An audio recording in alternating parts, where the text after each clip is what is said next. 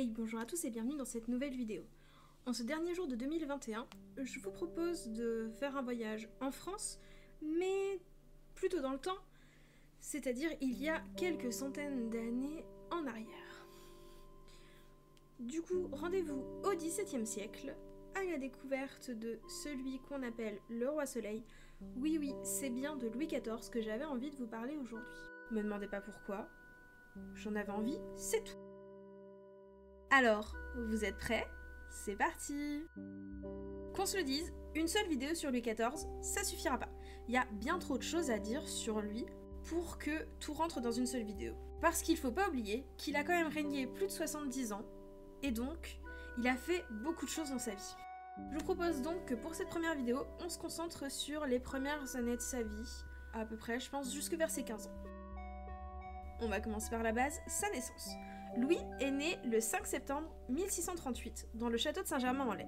Et sa naissance est un cadeau du ciel, on va donc le surnommer Louis Dieudonné. Parce que au moment de sa naissance, ça fait 23 ans que le mariage de ses parents est stérile. Anne d'Autriche a bien été enceinte, mais elle a déjà fait au minimum 4 fausses couches. Et le roi et la reine commencent à désespérer. Louis XIII fait des promesses, notamment à la Vierge Marie, mais un peu tout le monde dans le royaume va commencer à se mobiliser, à prier pour que le roi et la reine aient enfin une descendance. Et c'est notamment le cas d'un moine qui est plus proche du roi et de la reine qui va prier le Seigneur de donner enfin un enfant et plus particulièrement un héritier à Louis XIII et Anne d'Autriche. Et au final, c'est ce qui va se passer puisque on considère qu'Anne d'Autriche est tombée enceinte le 5 décembre 1637. Hey, c'est Lightning du montage. En fait, j'ai oublié de préciser que ce moine va faire une série de prières et que c'est à la suite de cette série de prières que Anne d'Autriche va enfin réussir à tomber enceinte. Oui, les dates sont très précises parce que à cette époque-là, on fait très attention à quel moment le roi partage la couche de la reine et qu'est-ce qui s'y passe. Enfin, plutôt à ce qu'il s'y passe, c'est un peu mieux pour le français. Et donc, d'ailleurs, cette date en fait tombe pile 9 mois avant la naissance de Louis XIV. D'ailleurs, coup de chance, après des années et des années d'infertilité, au final, 2 ans plus tard, la reine donnera également naissance à un deuxième enfant, Philippe, qui va naître le 21 septembre 1640, ce qui assure ainsi la descendance de Louis XIII et écarte son petit frère Gaston d'Orléans de la ligne de succession. D'ailleurs, si t'aimerais en savoir plus sur Louis XIII et Gaston d'Orléans, n'hésite pas à me le faire savoir dans les commentaires. Louis Dieudonné, c'est le fils donc de Louis XIII et d'Anne d'Autriche. Ce qui veut dire que, à travers ça, il est l'héritier des 2 dynasties les plus puissantes de l'Europe de cette époque, c'est-à-dire les Bourbons et plus précisément les Capétiens du côté de son père et les Habsbourg du côté de sa mère. Les premières années de la vie de Louis XIV se passent plutôt tranquillement. Et là où il a commencé à y avoir des changements, c'est en décembre 1642, donc Louis a un peu plus de 4 ans. Et son père, Louis XIII, va décider qu'il faut le faire baptiser. En effet, Louis XIII vient de perdre son plus fidèle conseiller, Richelieu, et ce dernier lui a fait des recommandations pour l'avenir, notamment de prendre Mazarin, le cardinal Mazarin, comme successeur en tant que conseiller, mais aussi en tant que parrain pour le petit Louis. Effectivement, Louis XIII se sait malade et il sait que à tout moment il pourrait lui arriver quelque chose. Il va donc choisir comme parrain pour Louis le cardinal Mazarin. Il va donc espérer que Mazarin pourra veiller sur son fils à l'avenir. Pour rappel, à cette époque-là, le choix d'un parrain, c'est vraiment quelque chose de très important, bien plus qu'aujourd'hui, parce qu'à l'époque-là, le parrain est censé être le père de substitution pour l'enfant si son père ou malheureusement ses 2 parents venaient à décéder.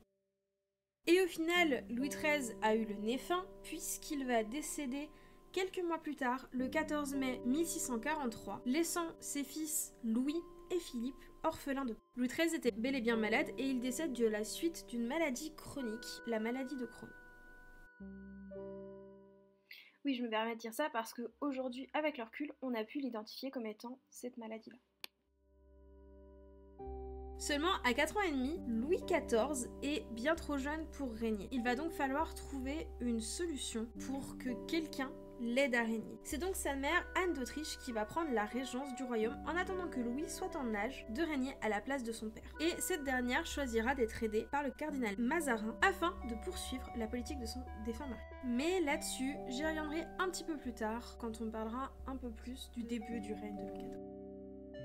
Alors qu'il a 7 ans et demi, lui et son frère, donc de 5 ans et demi, Philippe, voient leur éducation confiée au cardinal Mazarin. Cependant, le cardinal Mazarin a déjà beaucoup à faire, donc il va déléguer cette tâche, même s'il supervise tout ce qui se passe pour s'assurer du bon déroulé de l'éducation du roi. Louis va avoir de nombreux précepteurs, dont un qui sera également son valet de chambre et qui va lui lire énormément de récits historiques. Louis n'a guère d'attrait pour tout ce qui est des matières importantes comme le latin, l'histoire ou encore les mathématiques. Par contre, il a une passion pour tout ce qui relève de l'art et pas révèle de l'art.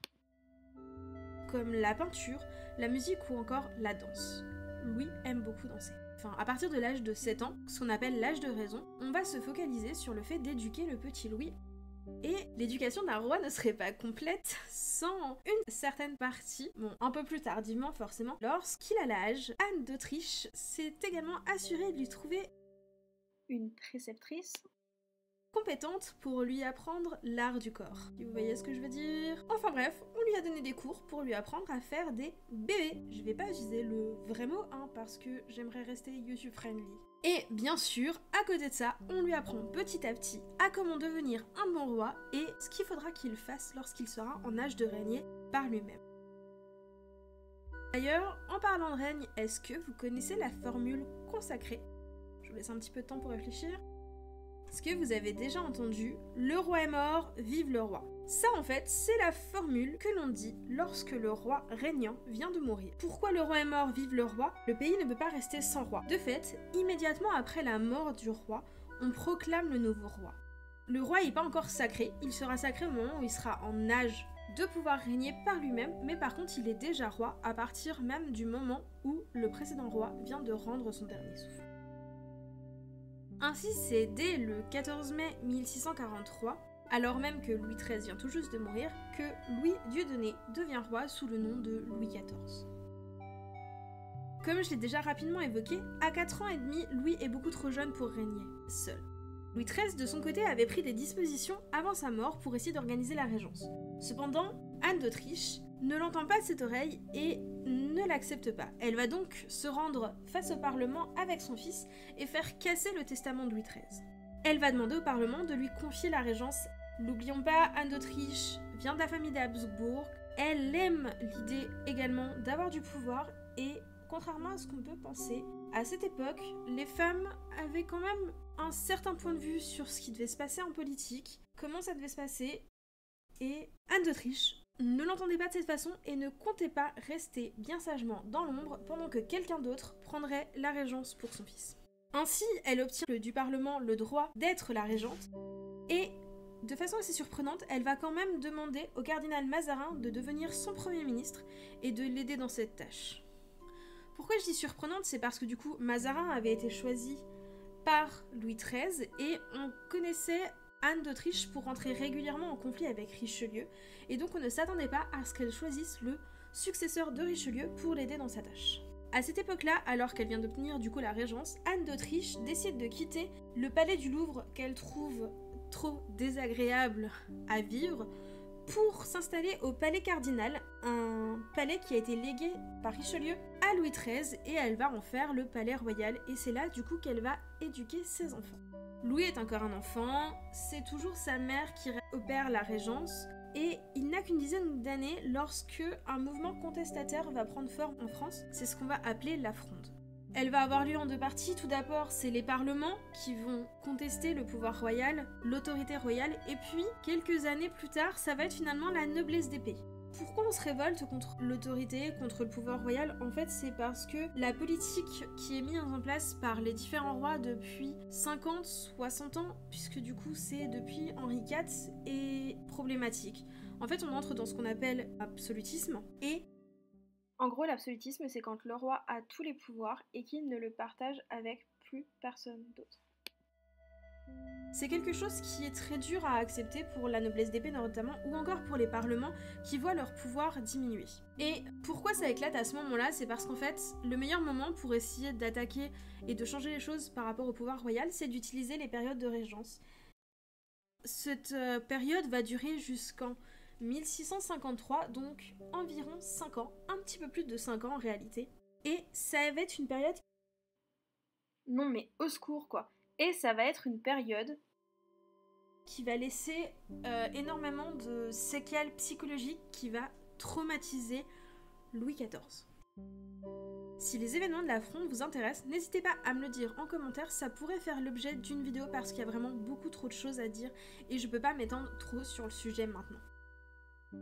Comme je l'ai dit, cette période laisse des traumatismes chez Louis XIV et c'est ce qui va le pousser au final à être de plus en plus dur, notamment avec les membres de la noblesse, allant même jusqu'à ce que, lorsque il aura terminé de construire Versailles, il va obliger la noblesse à vivre à Versailles, et pour cause, c'est parce que en faisant vivre la noblesse à Versailles, il les a à l'œil et il peut donc en fait s'assurer qu'aucun complot ne peut être monté contre lui puisque c'est très difficile de monter quelque chose quand le roi est dans les parages et c'est un moyen pour Louis XIV de garder le contrôle et d'empêcher que des révoltes se mettent à nouveau en place contre lui comme il a pu le vivre lorsqu'il avait une dizaine d'années.